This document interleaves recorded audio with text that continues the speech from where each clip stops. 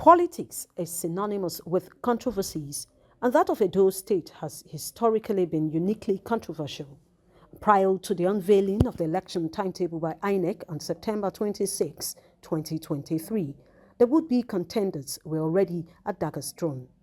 Central to the political undercurrent was who controls the party's delegate ahead of the primaries, the clash of ambitions setting to create internal crises. In the incumbent People's Democratic Party, 9 aspirants challenged the process. Despite efforts by the national body to ensure the umbrella party stays intact, a breakaway group held its primaries.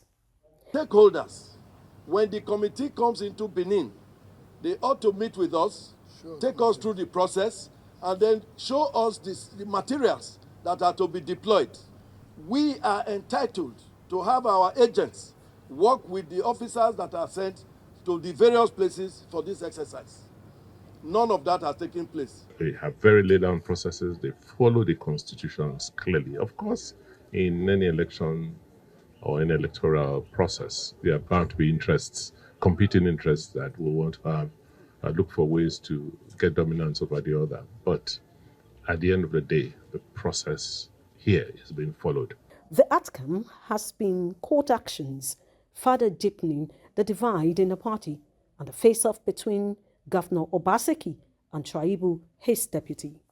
It was no surprise when the impeachment move against Shuaibu intensified in the Edo State House of Assembly afterwards. 26th of July, as a matter of fact, he filed a suit against the 3 organs of government: the legislature, the judiciary, and the executive, and disclosed, knowing it to be false, informations that are not true, that are baseless, and more importantly, he filed under oath matters that are top government secret, contrary to his oath of office as embedded in the Constitution. The deputy governor has been accused of fraud, and a panel set up to investigate him. The PDP is not the only party hit with issues. The All Progressives Congress APC, which is seeking a return to control the state, has problems on its sleeves as well. It has to deal with aggrieved interest after Dennis Idahosa's return as candidate was set aside and a fresh exercise ordered by the court. At the end, Senator Monday Okpebholo was announced winner of the primaries. The outcome has also been court action by Dennis Idahosa, who was settled with him being picked as running mate to Senator Monday Okpebholo. But there are still discordant tunes and wholehearted acceptance of the party's decision in some quarters. The challenge of protestation after elections is not uncommon.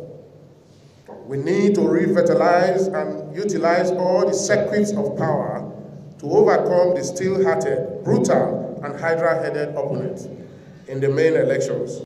For the Labour Party, it's been one crisis after another. On the eve of the primaries, the national chairman, Julius Abure, was arrested by the police in what was seen as a political maneuvering by some members to seize control of the primaries and its outcome. The former president of the Nigerian Bar Association, NBA, Olumide Akpata, was declared candidate. Dissatisfied with the process, serial governorship candidate Kenneth Imaswagbon, popularly known as the Rice Man, approached the court, questioning the credibility of the declaration of Akpata and the primaries conducted by the party.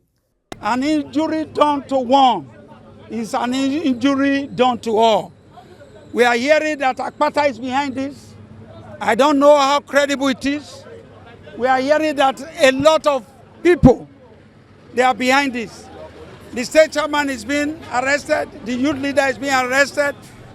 Democracy is on trial. The conduct of parallel primaries and the emergence of multiple candidates are no doubt frequent occurrences in Nigeria's political landscape. If anything, it proves that internal democracy is non-existent in the political parties, but with far-reaching negative implications on the quality of the country's democracy. Ijoma Osamo, AIT News, Abuja.